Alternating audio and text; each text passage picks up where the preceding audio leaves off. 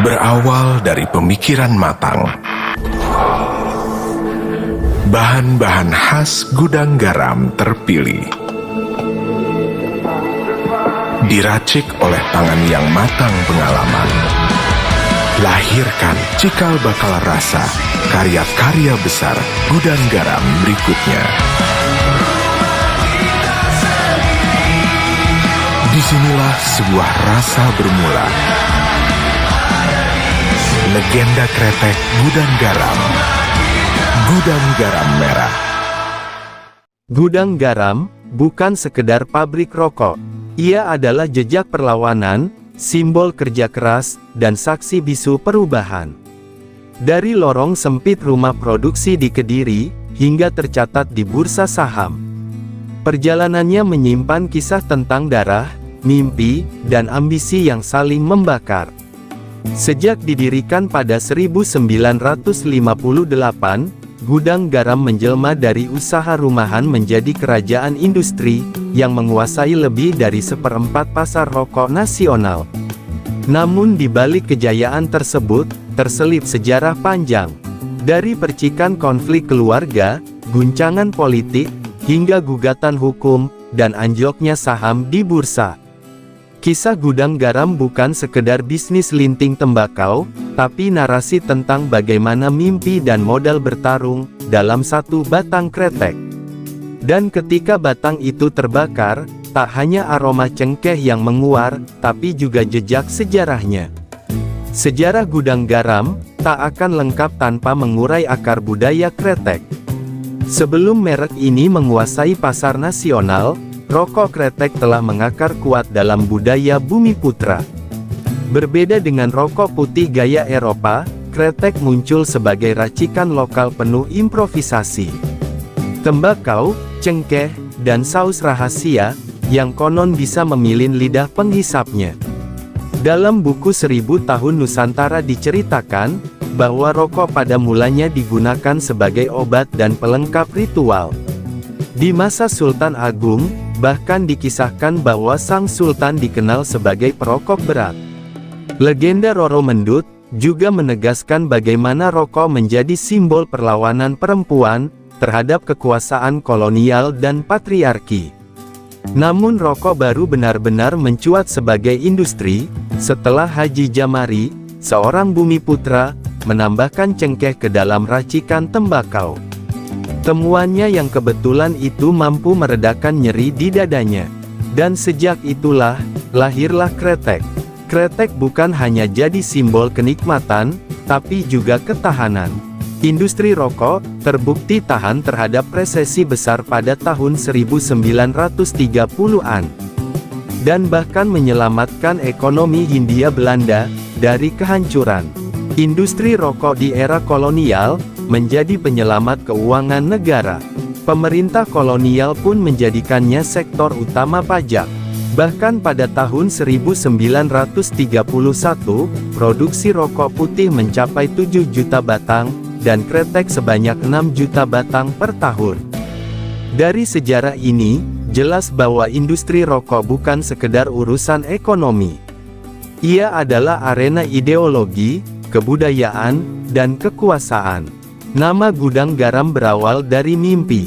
Suryo Wonowijoyo, sang pendiri, bermimpi melihat gudang tua, di tempat menyimpan garam, di seberang rel kereta. Mimpi itu kemudian diwujudkan sebagai logo, dan nama perusahaannya. Namun lahirnya Gudang Garam, tak bisa dipisahkan dari kisah pengkhianatan, dendam bisnis, dan keberanian seorang keponakan, kepada pamannya sendiri. Choa Kok Chiang, sang paman, adalah pemilik Kep 93, pabrik rokok terbesar di Kediri saat itu. Di sanalah Surya muda ditempa, dipercaya menangani pencampuran saus kretek, posisi strategis, yang hanya diberikan kepada orang kepercayaan. Tapi kesuksesan kadang justru mengundang petaka. Hubungan keduanya memburuk, karena perbedaan visi. Surya ingin ekspansi besar-besaran, sementara pamannya lebih konservatif. Versi lain menyebutkan, bahwa konflik pecah, karena Surya mulai menuntut kepemilikan saham. Perbedaan ini memicu ledakan. Tahun 1956, Surya keluar dari perusahaan rokok pamannya, dan membawa serta 50 karyawan loyal. Dengan tabungan 6 tahun bekerja, dan semangat membara, ia mendirikan perusahaan rokok rumahan bernama Ingwi. Produksinya sederhana, tempat kerjanya sempit, namun semangatnya besar. Namun, merek Ingwi tidak bertahan lama. Ia kemudian mengganti nama usahanya menjadi Gudang Garam. Terinspirasi dari mimpi dan keyakinan mistis, bahwa nama tersebut membawa hoki. Pada tanggal 26 Juni tahun 1958, Gudang Garam resmi berdiri di Kediri. Saat itu perusahaan hanya mempekerjakan 50 buruh, tapi produksinya segera menanjak. Gudang Garam langsung tampil sebagai pesaing tangguh KEP 93. Bahkan lokasi pabriknya yang berdekatan, hanya dipisahkan jalur rel, menjadi simbol duel dua generasi dalam dunia kretek. Dari hanya sebidang tanah seluas 1000 meter persegi, Gudang Garam menjelma menjadi fenomena. Strategi produksinya masih sederhana, sigaret kretek klobot, dan sigaret kretek linting tangan. Tapi daya saingnya muncul dari efisiensi, disiplin produksi, dan loyalitas buruh. Bahkan untuk menjangkau lokasi produksi, karyawan diberi gerbong khusus kereta api, jurusan Gurah Kediri. Gudang Garam tak sekedar perusahaan. Ia adalah sebuah kerajaan industri. Namun seperti semua kerajaan, Gudang Garam juga melewati badai. Salah satu yang terbesar datang pada tahun 1965, pasca peristiwa G30 SPKI. Banyak buruh Gudang Garam ditangkap, karena dianggap terlibat dengan PKI. Serikat Pekerja, yang ditengarai berafiliasi dengan Partai Komunis, dibubarkan secara paksa. Dampaknya luar biasa, produksi menurun tajam, distribusi terganggu, dan perusahaan nyaris kolaps. Namun Gudang Garam bangkit hanya dalam 2 tahun. Perusahaan kembali mengembangkan pasar hingga Blitar, Madiun, dan Surakarta. Ini tak lepas dari bantuan jaringan kiai lokal, seperti Kiai Haji Mahrus Ali, dari pesantren Lirboyo, yang membentuk aliansi kuat dengan perusahaan. Tahun 1969, Gudang Garam resmi berubah, dari firma menjadi PT. Tahun 1979, mesin linting modern mulai digunakan, dan produksi melonjak 2 kali lipat. Sejak saat itu, perusahaan mulai menjelma menjadi raksasa industri rokok nasional. Tahun 1970-an dan 1980-an, adalah dekade keemasan bagi Gudang Garam.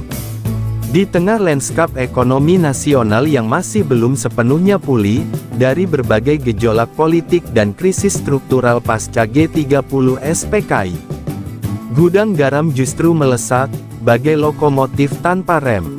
Ini bukan sekedar kebetulan, ini hasil kalkulasi bisnis yang matang, strategi produksi yang efisien, dan tentu saja dukungan penuh dari rezim Orde Baru, yang menjadikan industri rokok sebagai salah satu mesin penggerak pendapatan negara. Transformasi Gudang Garam terjadi secara bertahap tapi konsisten. Dari yang hanya memproduksi secara manual, pada tahun 1979, perusahaan mulai memproduksi dengan mesin. Sebuah langkah revolusioner yang meningkatkan kapasitas produksi hingga 2 kali lipat. Jumlah produksi yang semula 9 miliar batang per tahun, melonjak menjadi 17 miliar batang, hanya dalam waktu singkat. Mesin tak hanya mempercepat produksi, tapi juga memberi perusahaan konsisten moto, yang selama ini menjadi tantangan dalam produksi manual. Ekspansi fisik juga menjadi ciri utama fase ini. Pada awal tahun 1980-an, luas pabrik Gudang Garam telah mencapai 240 hektar. Mencakup lahan-lahan strategis di kota, dan Kabupaten Kediri. Jumlah karyawan mencapai lebih dari 40.000 orang, menjadikannya salah satu penyerap tenaga kerja terbesar di sektor swasta. Tak heran, jika gudang garam menjadi tumpuan ekonomi lokal dan nasional. Perusahaan ini berhasil menyetor lebih dari 1 miliar per tahun, dalam bentuk cukai. Angka yang sangat fantastis, untuk ukuran di zaman itu.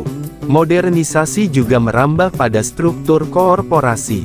Setelah Surya Wonowijoyo wafat pada tahun 1985, estafet kepemimpinan jatuh ke tangan Rahman Halim, anak sulungnya.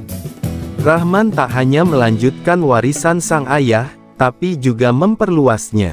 Ia memperkenalkan produksi baru, memperkuat jaringan distribusi nasional, dan yang paling strategis, menyiapkan gudang garam untuk go publik. Puncaknya terjadi pada tanggal 27 Agustus tahun 1990, ketika gudang garam resmi melantai di Bursa Efek Jakarta dan Surabaya.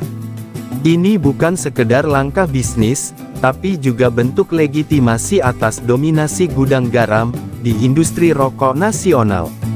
Saat itu gudang garam menguasai 38% pangsa pasar, dan menjadi simbol supremasi kretek Indonesia.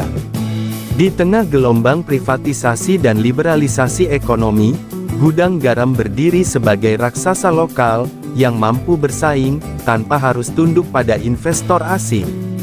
Namun di balik ekspansi ini, gaya manajemen tetap dipertahankan konservatif. Struktur kepemilikan tetap dikuasai keluarga Wonowijoyo, melalui PT Surya Duta Investama. Ini menjadikan gudang garam, sebagai salah satu dari sedikit konglomerasi keluarga, yang tetap solid di tengah krisis dan akuisisi yang merajalela. Era Orde Baru adalah panggung ideal bagi gudang garam, untuk menunjukkan dominasinya dalam iklim politik yang otoriter, namun stabil dan dalam sistem ekonomi yang pragmatis. Gudang garam menemukan tempatnya sebagai tulang punggung industri tembakau Indonesia. Dan dalam lintasan sejarah itulah, nama gudang garam tidak hanya terukir di batang-batang rokok, tetapi juga di lembaran-lembaran sejarah ekonomi bangsa. Susilo Wonowijoyo, resmi menjadi Presiden Direktur Gudang Garam pada 2009. Menggantikan kakaknya Rahman Halim, yang wafat pada 2008. Di bawah kendalinya, gudang garam terus ekspansi. Tahun 2019, perusahaan mulai membangun Bandara Doho di Kediri, senilai 9 triliun. Proyek ini didanai dari dana internal, dengan ekuitas perusahaan mencapai 47,3 triliun. Namun kemegahan ini disusul krisis. Tahun 2023, Susilo digugat oleh Bank OCBC, atas tuduhan wan prestasi, dan penggelapan dana sebesar 232 miliar. Perkara ini ditangani oleh Bareskrim dan Pengadilan Negeri Sidoarjo. Nama Susilo, tercatat sebagai tergugat utama, bersama PT Hair Star Indonesia, dan PT Hari Mahardika Usaha.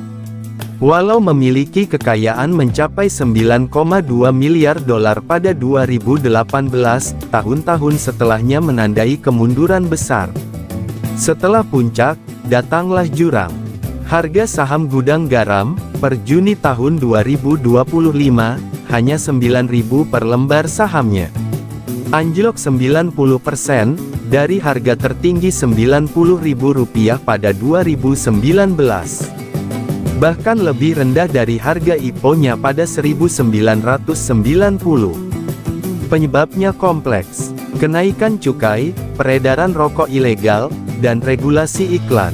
Pada tahun 2014 saja, gudang garam harus merumahkan lebih dari 2.000 karyawan, akibat merosotnya penjualan.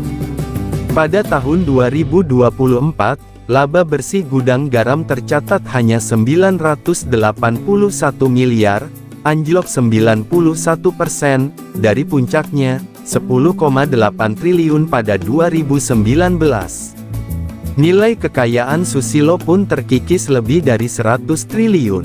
Bahkan gudang garam, menghentikan pembelian tembakau dari Temanggung, sejak tahun 2024, karena stok bahan baku menumpuk untuk 4 tahun ke depan. Kini kejayaan gudang garam seolah jadi asap yang menghilang di tiup angin. Gudang Garam bukan sekedar merek.